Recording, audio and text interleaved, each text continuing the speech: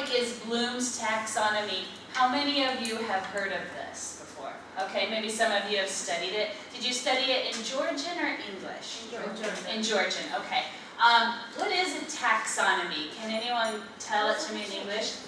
It's a classification system, okay? So I think a lot of people are familiar with this taxonomy, but most people don't know how to really use it. So today I'm just going to review it with you, and then we're going to work on how we can use it, and we're going to use it with your syllabi that you created. So did you all bring your syllabi today? Okay.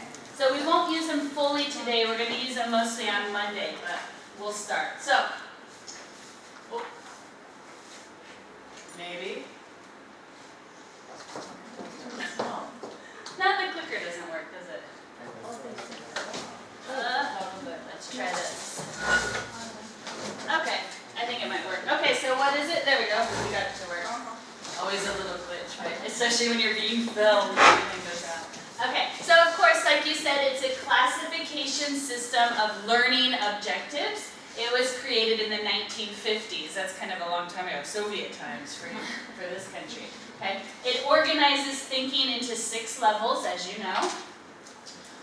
Why was it created? It was created because the guy, Benjamin Bloom, wanted to let teachers help them make lesson plans that were more effective for the students, that could make them think more and use their skills. And of course, now we have what's called Bloom's revised taxonomy. So it's been updated. So if you Google Bloom's taxonomy, maybe you'll get the old one. If you want the new one, you need to Google Bloom's revised taxonomy. Okay? All right, so it looks like this. Okay? So we've got the lower order thinking. Those are lower levels. It means these levels don't require a lot of brain power. You don't have to do a lot of thinking for these levels. But these levels are necessary in order to reach these levels. Okay? So when we think about our textbooks or our lessons in school, which level do we usually get to? About to here, right? About to here. So students usually learn a skill in their textbook and they get to here, and then they go to the next skill and they get only to here. Then they go to the next skill and they get to here. And then what happens next semester? Did they know any of it? They have to relearn it. And then they have to relearn it again. This happens with science, language, writing, any skill you can use this for. Okay? So what we want to do as teachers, we want to get our students to get through all 6 levels, because when they do, we know that they have mastered that skill more thoroughly. So that is our goal for today. Okay? All right, so I'm going to briefly go over these to remind you about these levels. The first one is remembering, and it's can the student recall or remember information? And when you write a lesson plan in English, I don't know, you probably write them in Georgian, but you can translate, right? Okay, these are the verbs that we use: define, list, memorize, recall, repeat, reproduce, state. So once again, remember, Bloom's taxonomy is for lesson planning. Okay, so that's why we have these verbs. Okay, here's some examples. So students will define vocabulary with definitions. If you have vocabulary, that's the first word. Match the definitions, maybe. Students will describe objects that they see, depending on the level you're teaching. Students need to label the parts of an essay: intro, body paragraph, conclusion. Okay, this is the basic level of that. And you can have examples for math. You could have examples for science. You could have examples for literature of this. Okay? So then the next one is understanding. Can the student explain what they learned in remembering? Okay, remembering, they need to take it up a level. Okay, so we use these verbs: classify, describe, discuss, explain, identify, report, paraphrase, locate. There's more and more and more. I'll give you a handout for this. Okay? Some examples. Summarize a text you have read. Okay, so read a text and say it in your own words or write a paragraph. Okay? Give examples of the concept that the teacher, hello, have a seat. Good to see you. All right. Give examples of the concept that the teacher introduced. For example, if you learn some vocabulary words, then the student will give an example of it to show they understand it. Fill in the blanks. Okay? Fill in the blank with the correct word. Maybe you're not doing that at this level, but this is an example. Use a Google search or Google Scholar to find topics for your research. That would be a level of understanding. Can the student use information in a new way? And this is when we usually have students, for example, make their own sentences with the vocabulary words and so on. All right. So in our lesson plans, these are the verbs we use: choose, demonstrate, illustrate, interpret, operate, schedule, use, write. There's like 20 of the verbs we can use. Okay? So example, illustrate your idea using shapes or maps. For writing teachers, that could be a mind map, it could be an outline map. Okay? Search for articles and sources with information that is relevant for your topic. Right? Choose research questions for your essay. Write a blog post talking about how your research question will be divided into your essay. These are all applying. Okay? All right, so now we move into the higher level. Analyzing. Can the students distinguish or differentiate between parts of something? And we've got compare, contrast, criticize, differentiate, examine, test. I'm going to give you a handout with more verbs. Okay? So compare, contrast information using a diagram. Do any of you have your students write compare and contrast essays? Yeah, this would be one. Interview classmates about research ideas and present the data on charts. This could be just an activity. Outline your research essay using details. Of course, your students make an outline, right? They have to analyze the details they're using. Watch a TED Talk about the topic related to your research essay. Is everyone familiar with TED? TED.com? Okay. And then quite a few of those also have the Georgian subtitles. And some of them are in Georgian. You can find a few in Georgian. Okay. Evaluating. Any questions? No? Everyone okay? No? Okay, perfect. Can a student justify their position? Okay, so argue, defend, judge, select, support.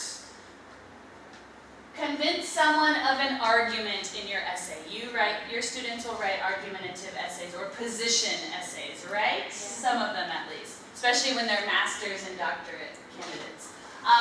Assess the main points you have used and brainstorm how we can make them better, how we can make them more specific. Maybe have a discussion with a partner about it. Critically criticize a piece of published academic writing. We do this a lot. Literature reviews and so on. Join an online discussion group or the online class discussion group about a piece of published writing. Okay? When students can critically analyze other writing, they can start to look for that within their own writing. Okay? And finally, the last stage, can the student create something new? It can be a new idea. It can be a new product. For writing teachers, what's the product? An essay, usually. An essay, a thesis, a dissertation, a book, a publication in a magazine. Okay, this is what the writer's finished product is. Okay? Assemble, construct, create, design, develop, formulate, write. These are all different kinds of verbs we can use. So, plan and present a PowerPoint presentation on your research essay. That's a creation. Okay? Write a well-researched, edited, and proofread research essay. I made all my examples applicable for writing teachers. I had to change them because usually this is for EFL teachers. So I have all kinds of different examples here, but these are more for you. Record a YouTube video creatively presenting the points you made in your research essay. That could be interesting. Okay, so we got something that looks like this. So when I say increasing difficulty, it doesn't necessarily mean that these things are really, really hard to do. It just means that the brain power used is more difficult. The students have to do more things on their own. They have less help from a book, less help from a teacher, and therefore they're using their brains. Now, the interesting thing about Bloom's taxonomy, there's lots of different Bloom's taxonomy. Don't shy away from technology. Even writing teachers can use it. We've got Bloom's taxonomy, remembering, understanding, applying. These are all internet applications we can use, or internet websites. Got another one, if students have iPads. These are iPad, iPhone apps that they can use for all the levels. And did you know how many Google sources are? There's Google Books, Google Writer, Google Scholar. All of these are different Google applications for the Bloom's taxonomy. Did you know there's so many? It's an amazing amount. So even within Google, there's Google Video, Google TV, Google Talks, which are kind of like TED Talks. Okay? So I have made a handy little handout for you all. The front page has, it's in English, sorry. Oh, but wait, I found one in Georgian. So of course many of you have this. So the Georgian one's very limited. So how can we get better resources in Georgian? Maybe you could be inspired to create them. Okay, so I'm going to give you the one I found in Georgian, and they were quite limited. I couldn't find any of the technology ones in Georgian, and I only have 9 copies, so some of you will have to share. So, as you can see, there's not that many examples. Here's the English one. It gives all the levels. These are the verbs it has for each level. Most of you could translate these verbs, make a better chart for Georgian, and even translate some examples into Georgian. Why not? Put them on the web, get them out there for other teachers. So this handout has things that could inspire you to make a better Georgian Bloom's taxonomy. It also has a copy of this. It's the same thing. We've got remember and understand. Many times teachers put those together. But here are the verbs for lesson planning. Here are some activity ideas. And here are some apps you could use with your classrooms. And then it has all the different levels here. Here's a copy of it here.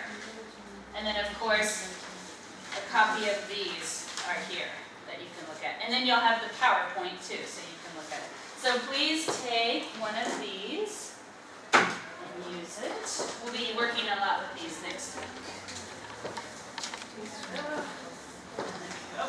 This should be enough for everybody. Okay. So really, there's a lot of possibilities and a lot of things we can do with Bloom's. The question is, how do we do it? Right? It looks pretty cool, but how do we use it as teachers? And that's what I really want to talk to you about. Okay, so before I show you kind of the system I've made, we have some tips here that we're going to go over. The first one is, when you make a lesson plan for one class hour, you cannot do the whole Bloom stage for one class hour, okay? Some teachers think that they can. But it would be too much. You just can't do it, okay? So when you make a lesson, I have lesson planning sheets I've created, and you as a teacher will decide how much time the lesson will take. Okay? Most textbooks and even many teachers only get through the first 3 stages, like we said. Okay? So students often don't master this skill. We as teachers, we want our students to master the skill as best as they can. Okay? So I really encourage you to try to get through all 6 levels per skill that you're teaching. What are some of the skills you're teaching in writing class? Academic paper structure, how to do research, what else? How to do a literature review, how to do a PowerPoint presentation, right? These are the skills I would focus on. Well, how to work with the sources. Sure, how to do, so research, sources, yeah. So I would make a lesson plan for each of those skills. And I made an example from your syllabus that I'll show you. When I give this to EFL teachers, when I give it to language teachers, they use this sheet with a textbook chapter. So you know their textbook chapters teach grammar, vocabulary, and some kind of culture skill. So they use it to plan their textbook chapters to get through all the levels. Somebody else wants to come. Okay? All right? This Blooms is a tool. It should help you to make life easier.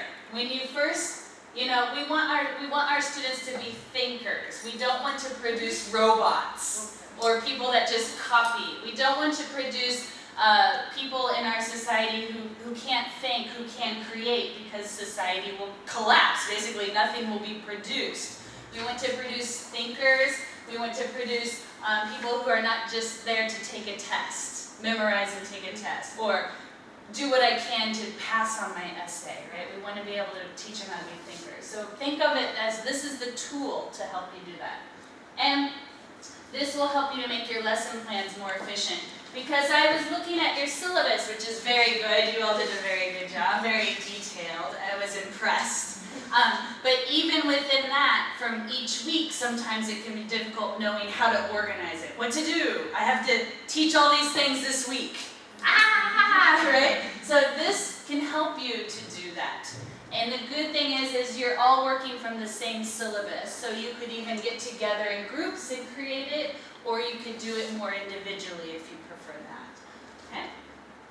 Oh yeah, practice makes perfect. When you first do this method, of course you'll be like, this takes so much time, or it could be frustrating. But the more you do it, I don't even use the chart anymore. I don't even really need to look at it. I can just kind of know what verbs, because I've done it enough. But when I first started using it, when I had to do it in school for my master's degree, I was just like, ugh, can't I just write out a lesson on my own? And you can, but you often leave out many steps that the students need to develop their brains and their critical thinking. And it'll make them better writers too. We hope. We hope, okay? All right, so this is a paper that I have created. It's a lesson planning sheet, and you will have the electronic version. So I expect that probably you will change it to Georgian. It's very simple to change to Georgian, so you can share with your colleagues. What it does, it goes through each level: remembering, understanding, applying, analyzing, evaluating, creating. And in each one, you have the student objectives. This is where you put the verbs. Students will define the vocabulary. Okay? Students will do this, and then the space down here is the activities they will do in order to meet the objectives you have listed. Okay? So I'll give you one of these to look at, so just take a look at it quickly, and you get to keep this too. And sorry for having one less, I thought we would have enough.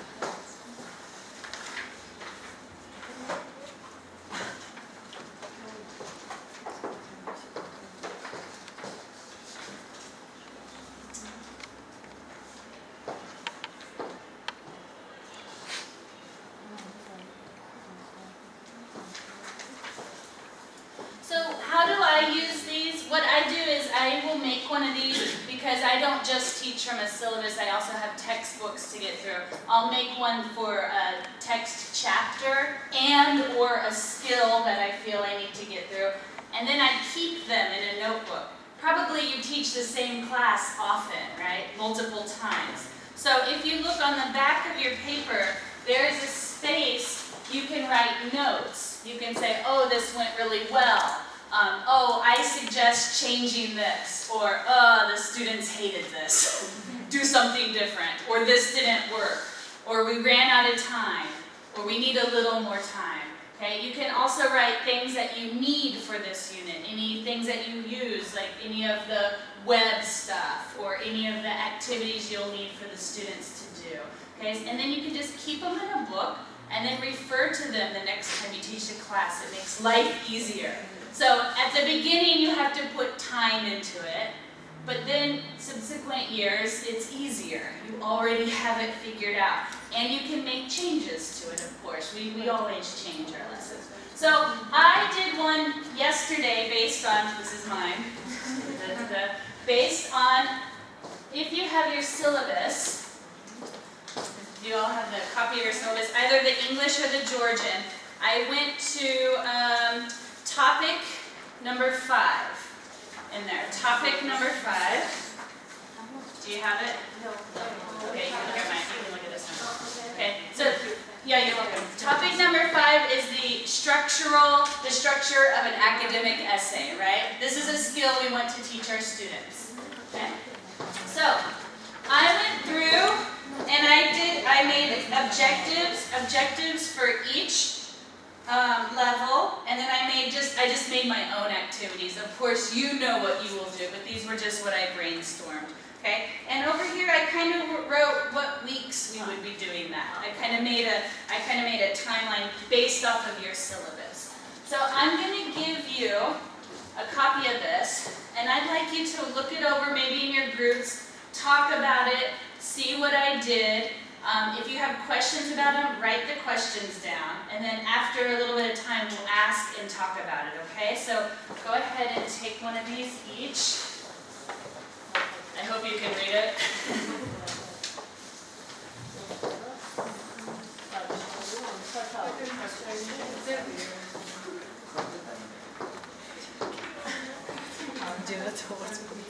Can you read it, or is it too much? Okay, good.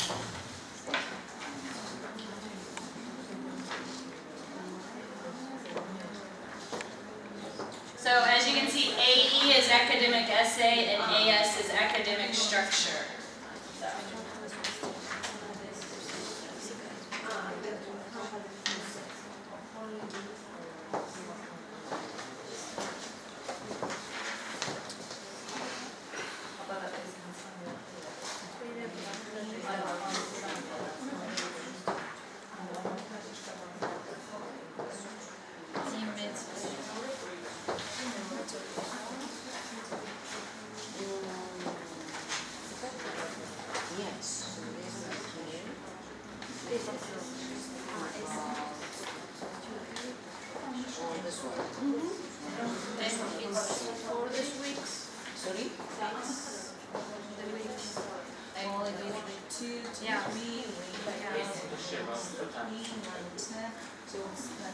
Yeah.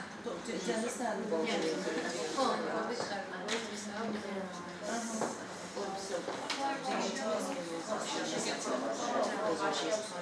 It's a good idea.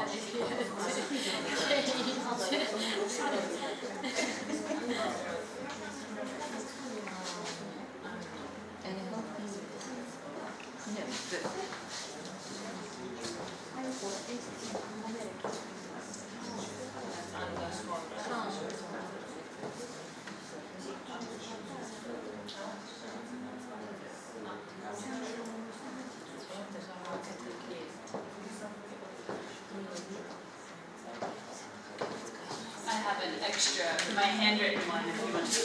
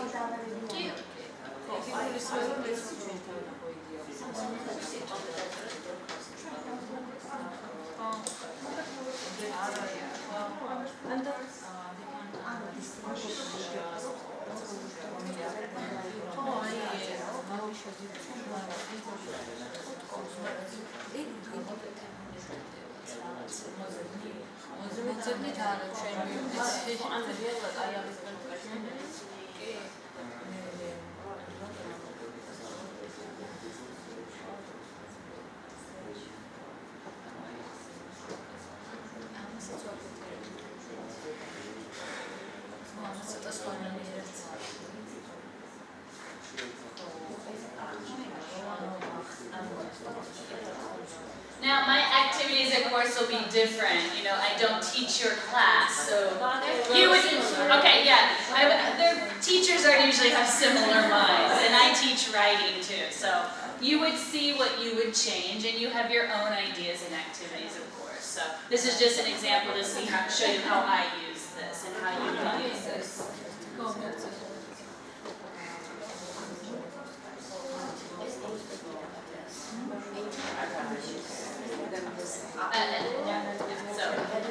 I wrote it up here. Yeah, it's something I made up. It's not. I just because I didn't have enough room. No, you're fine. You're fine. It's not a common knowledge thing.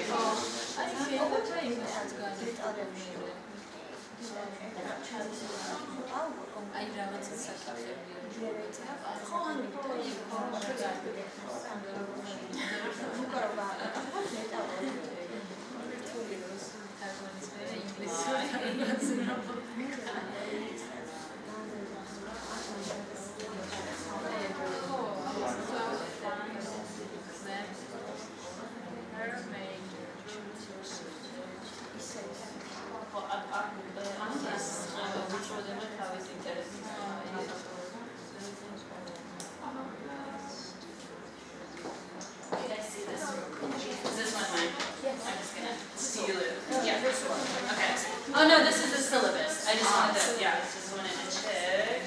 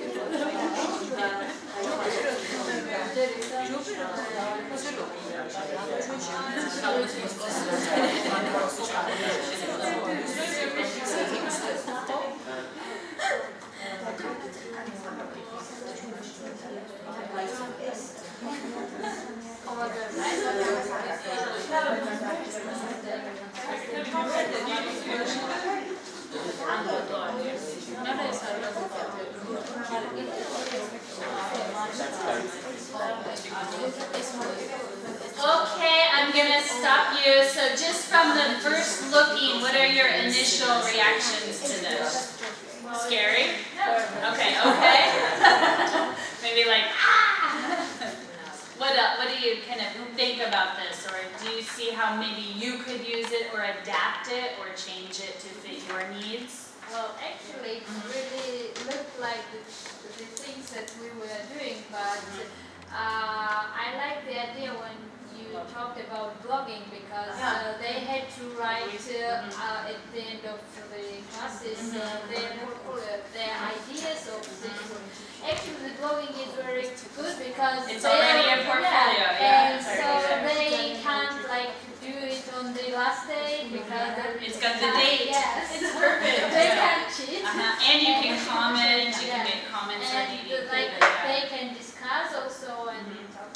I use blogging with all my writing classes, and I teach basic level all the way up to university level of English writing. So even with my students who are just coming from another country and they have limited English, even I have them get on and write 2 sentences if they can, after we've learned how to do sentences, right? Just 2 sentences, my favorite color and maybe something that I like, that's my favorite color, something like that. And it's still a portfolio, they're still writing and they're still using computers. They use computers. They can write it on their smartphone even if they have one, right? So you notice that I noticed on your syllabus, you introduce academic paper structural units in week 6. But actually on mine I changed it a bit because I noticed you were looking at some styles, some examples of academic paper, so I thought it might be more helpful if the students already knew what the parts were before they looked at them. But I mean, it's up to you how you want to do it. So that's the only reason I put week 2 there, just so they, I just changed it. But what you would do is you kind of go off your syllabus, and for example, can I use this real quick? I'm not only going to be teaching academic structure during the week. I'm also going to be teaching how to do maybe research, or I'm going to be teaching how to do a PowerPoint simultaneously, right? So this would be my academic essay, this would be my PowerPoint, and then I'd have one for research maybe, right? Exactly, but you have all this stuff in the syllabus, right? And if you want your students to get through those levels and to actually be able to do them, they got to get through those. So either you need to cut some things down or do your best. You can combine things. So what I would do is I would go to week 2 for this and week 2 for this, and you can combine activities. You can combine lots of things and see how you could combine them. Some weeks, maybe the first week or the second week, we're not doing PowerPoint, right? That comes later. So you would just add in what week that is according to your syllabus.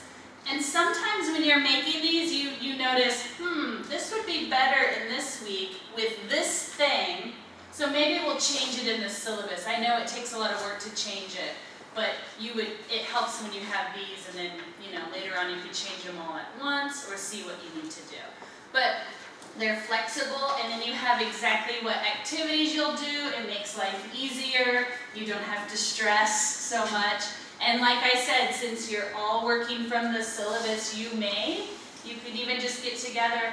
Somebody can bring the hachapuri and the beer, not the beer, right? But the hachapuri, and you can just sit down and hammer out some ideas together and have something to start with in the school year. And if something doesn't work, so what? We're teachers. We're adaptable. We're flexible. We can change it. It's just paper.